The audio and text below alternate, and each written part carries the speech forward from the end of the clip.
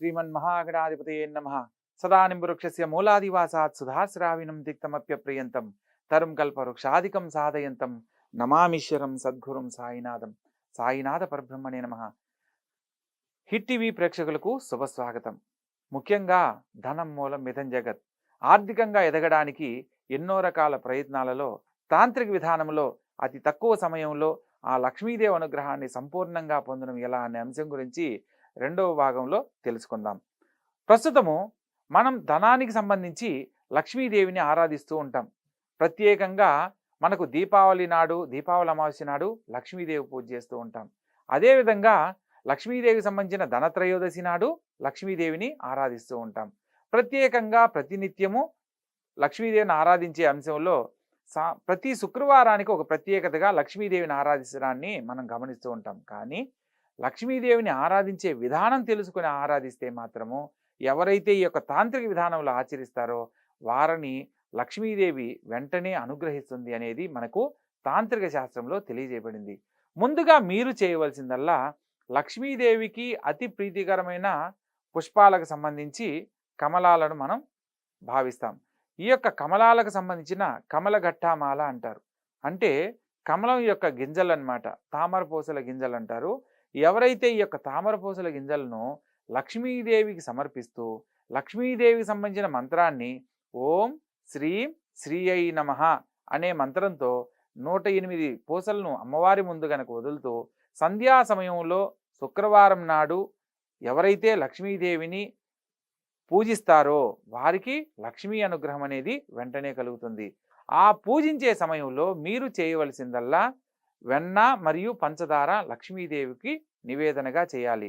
ఎందుకంటే ప్రతినిత్యము ఆరాధించేదానికి వెన్న మరియు పంచదార గనక నివేదన గనక చేస్తే ఆ ఇంట్లో తరగని ఆస్తి సిరి సంపదలు లభిస్తాయనేది మనకు శాస్త్రం ద్వారా తెలుసుకోవచ్చు. మీరు ఒక విషయం గమనించండి, మనకు షిరిడీ గనక వెళ్ళినట్లయితే షిరిడీలో మొట్టమొదటిగా బాబాగారి హారతిలో ప్రధాన నైవేద్యము కాగడ హారతి అయిపోగానే ఆ బాబాకి సమర్పించే నైవేద్యము వెన్న మరియు పంచదార.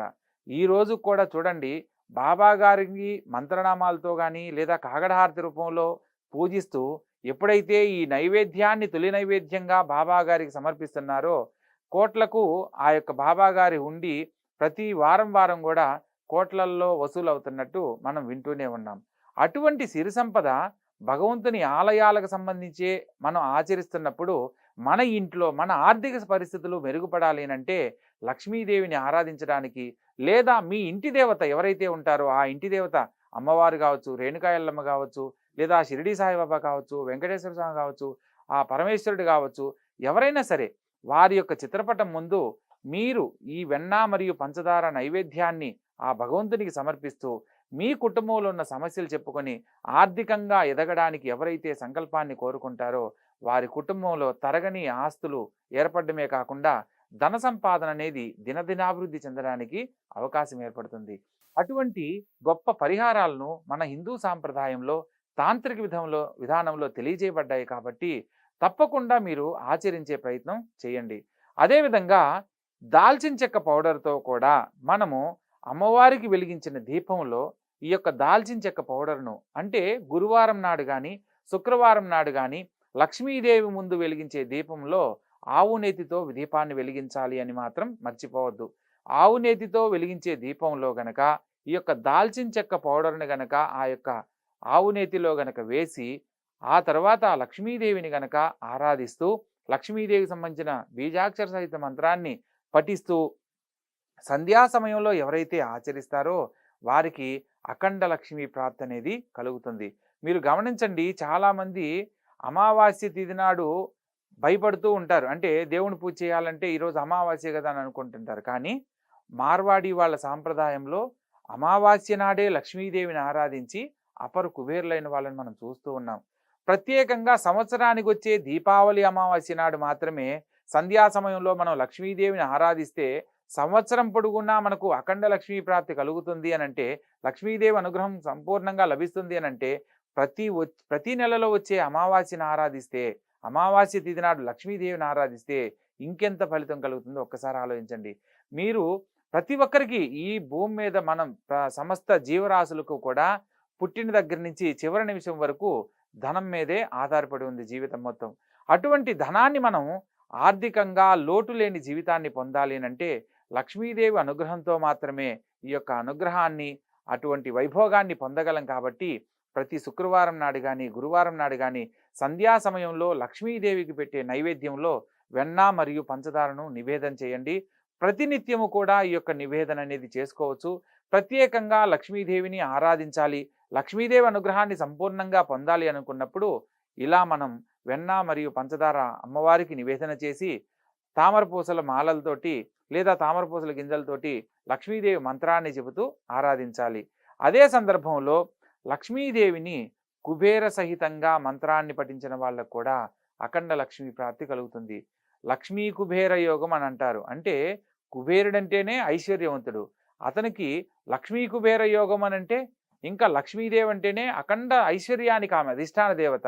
అటువంటి లక్ష్మీదేవి ఐశ్వర్యాన్ని పదింతలుగా మనం పొందాలి అని అంటే ఇప్పుడు మనకి శాలరీ వచ్చింది, ఏదో ఒక అవసర నిమిత్తము 1వ తారీఖు నుంచి 10వ తారీఖు లోపల వెంటనే అందరికి ఇవ్వాల్సినన్ని ఇచ్చేస్తే మరలా నెల వచ్చేంత వరకు కూడా ధనానికి సంబంధించిన ఎదురు చూసే పరిస్థితులే వస్తూ ఉంటాయి. అటువంటి సందర్భంలో ప్రతి నెల మొదటి వారంలో ఆచరించే దాంట్లో కానీ, ప్రతి నెలలో మొదటి శుక్రవారం నాడు కానీ లక్ష్మీదేవిని వెన్న మరియు పంచదార నివేదన చేసి తామర గింజల మాలతోటి లక్ష్మీదేవికి సంబంధించిన మంత్రాన్ని చెబుతూ లక్ష్మీదేవిని స్తుతిస్తారో వారికి అఖండ లక్ష్మీ ప్రాప్తి కలుగుతుంది. అదేవిధంగా లక్ష్మీ కుబేర సహితంగా అంటే ఓం హ్రీం యక్షాయ కుబేరాయ వైశ్రవణాయ ధనధాన్యాధిపతయే ధనధాన్య సమృద్ధిమే దేహిమే ధాపయ స్వాహ. మంత్రం మరొకసారి ఓం హ్రీం యక్షాయ కుబేరాయ వైశ్రవణాయ ధనధాన్యాధిపతయే ధనధాన్య సమృద్ధిమే దేహిమే ధాపయ స్వాహ. ఎవరైతే ఈ యొక్క మంత్రాన్ని ఇటు చూడండి, ధనధాన్య సమృద్ధిమే, ధనము ధాన్యము సమృద్ధిగా కలగాలని కోరుకుంటూ ధనధాన్య సమృద్ధిమే దేహిమే ధాపయ స్వాహ. తండ్రి లక్ష్మీ సహిత కుబేర స్వామి, నేను నిన్ను ఆరాధించినంత మాత్రానే నువ్వు నాకు ఇవన్నీ ప్రసాదిస్తావు అని నమ్ముతున్నానని దాని యొక్క ఆంతర్యం అన్నమాట. ఎవరైతే భక్తి శ్రద్ధలతో ఏ ఇంట్లో అయితే ధనానికి ధాన్యానికి సంబంధించిన ఇబ్బందిగా బాధపడుతున్నారో అటువంటి ప్రతి ఒక్కరూ కూడా ఈ యొక్క లక్ష్మీ కుబేర మంత్రాన్ని మీ యొక్క కుటుంబంలో ప్రతినిత్యము పఠించడం వల్ల మీ ధనానికి సంబంధించి, ధాన్యానికి సంబంధించి, మీ కుటుంబంలో అష్టైశ్వర్య ప్రాప్తికి సంబంధించి ఏ లోటు కలగదు అనేది మనకు శాస్త్రాలు తెలియజేస్తున్నాయి. కాబట్టి లక్ష్మీదేవి అనుగ్రహానికి మనం దాల్చిన చెక్కను ఉపయోగిస్తూ ఎన్నో రకాల భోగభాగ్యాలను ఎలా అయితే పొందుతున్నామో ఆచరించే విధానంలో మరొక విధానాన్ని కూడా తెలుసుకునే ప్రయత్నం చేయండి. ఇందులో భాగంగా మీరు చేయవలసిందల్లా ఒక గ్రీన్ కలర్లో ఉన్న క్యాండిల్ను సేకరించండి. ఈ యొక్క గ్రీన్ కలర్లో ఉన్న క్యాండిల్ను ఆవు నేతితో మొత్తం అంతా తాకించాలి. అలా చేసిన తదుపరి దాల్చిన చెక్క పౌడర్ను ఆ యొక్క ఆవు నెయ్యి పూసిన ప్రతి చోట కూడా స్ప్రింకిల్ లాగా చేయాలి, అంటే చల్లాలి. చల్లినప్పుడు ఎప్పుడైతే ఈ యొక్క దాల్చిన చెక్కతోటి అది మొత్తం కూడా కప్పబడి ఆ యొక్క క్యాండిల్ మనకు కనబడుతుంది, అటువంటి క్యాండిల్ను సంధ్యా సమయంలో లక్ష్మీదేవి ఎదురుగా వెలిగించాలి.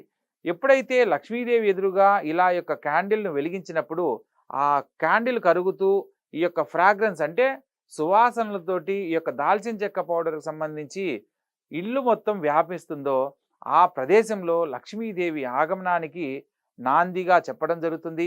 అదేవిధంగా ఆ ఇంట్లో ఎటువంటి పరిస్థితుల్లో కూడా ధనానికి కానీ, తిండికి కానీ, జీవనోపాధికి సంబంధించిన లోటు ఉండదు అన్న విషయాన్ని తెలుసుకోవచ్చు. ప్రతి ఒక్కరి జీవితాలలో ఆర్థికంగా జీవించే విషయాల్లో వాళ్ళ నిత్య అవసర నిమిత్తం కూడా ఎదుటి వాళ్ళ మీద ఆధారపడకుండా జీవించాలని కోరుకుంటారు. కానీ కొన్ని సందర్భాలలో అనుకోకుండా కుదిరిన అమ్మాయి పెళ్లి గురించో, లేదా ఉద్యోగ నిమిత్తమో, లేదా విదేశీయాలకు వెళ్ళాలనో ఏదో ఒక రకంగా కొంత బయట నుంచి డబ్బులు తీసుకొచ్చే పరిస్థితులు ఏర్పడుతూ ఉంటాయి. అటువంటి పరిస్థితులు అంటే ఆ సంపాదన మనదై ఉండే విధంగా ఉండాలి అని అనుకుంటే ఎటువంటి పరిస్థితుల్లో కూడా ధనానికి సంబంధించి ఇంకోరి మీద ఆధారపడకుండా మనం సంపాదించిందే మనకు ఉపయోగపడాలి అని అనుకుంటే ఈ యొక్క పరిహారాన్ని తప్పకుండా ఆచరించి తీరవలసిందే.